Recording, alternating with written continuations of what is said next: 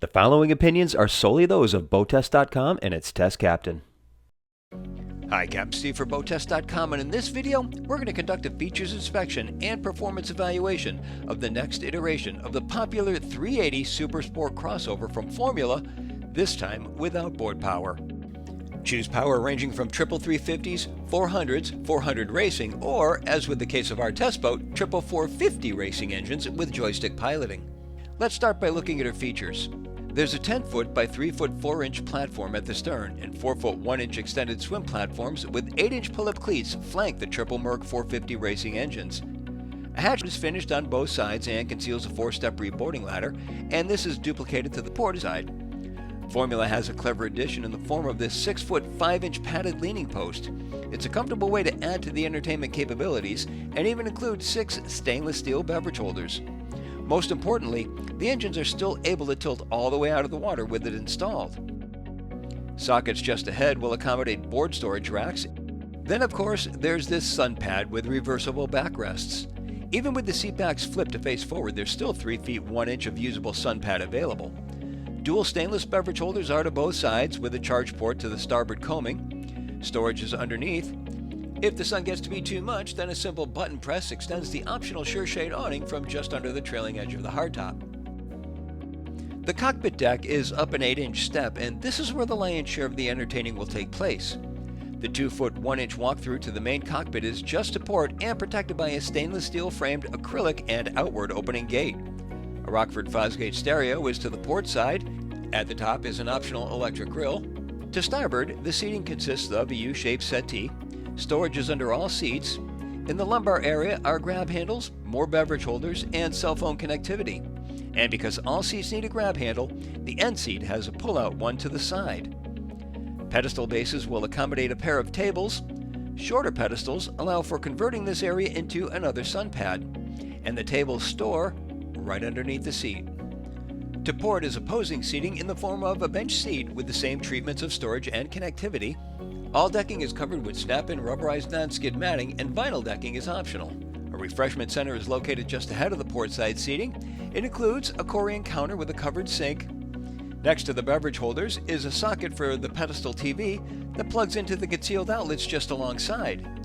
Below is a full-length grab rail, a trash receptacle, storage drawers, and refrigeration. To port, there's a 1-foot 10-inch walkthrough to the bow, accessed through a sliding walk-through windshield section and a lower acrylic door. Along the port bulwarks is storage, including storage for the cockpit TV and dock lines, and let's not forget the blender. Seating is wraparound with padded bolsters serving as backrests. Naturally, there's storage under all but the aft seat. Elongated grab rails are above. As with the cockpit, speakers, grab rails, beverage holders, and connectivity are in the lumbar areas. Non-skid decking continues, and there's another stereo control abaft the port seat. 2 pedestal bases are in the deck to accommodate adding tables to the mix. There are sockets in the grab rails to accommodate supports for a sunshade, with the filler plugs having dedicated storage right next to the trash receptacle. To the port side of the helm is the door to the cabin. Inside, headroom is 6 feet 5 inches. Forward is a U-shaped seating area around a pedestal table. By lowering the table and adding a filler, then lifting the forward bolster, we expose a deeper section allowing for conversion to a berth. Dedicated storage for the table is just above. A window is just over the settee with an opening window to both port and starboard, and then a modest galley that includes a sink with a slide-away cover, and a microwave is just above. A 32-inch TV is at the aft bulkhead and facing the forward dinette. A refrigerator is to the port side of the companionway. Just aft and under the main deck is the mid-berth.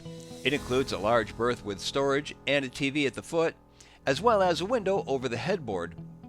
The head is to starboard, and as expected, it's well appointed. Headroom is 6 feet 2 inches. Moving to operational features, the helm is to starboard and includes dual 18-inch displays. There's a 7-inch Mercury display and a bow thruster joystick to the left of the wheel. Further left is a glove box with an inductive charger just beneath, and connectivity plugs are right alongside. Below are the electrical rocker switches and climate control vents. To the right of the wheel, there's a cell phone holder with inductive charging. Further to starboard, there's a separate panel for the joystick, the trim tab controls, the remote for the forward displays that's accessible from the seated position, and the digital throttle and shift binnacle. Still further back are the climate control pad and switches to activate the air conditioning and underwater lights. To port is convenient counter space with a stainless rail to contain any items. At 45 inches, the seat is a true triple wide with individual flip bolsters and dual footrests are provided. Under the seat is storage for a 35-quart cooler on a slide-out tray. There's a large single-piece windshield providing excellent visibility, supplemented by the opening walk-through windshield to port. To both sides are additional windows, with the aft one opening from the front to do a remarkable job of scooping air in when underway. Need even more air? There's an opening sunroof. And if the sun gets to be too much, there are shades to pull across.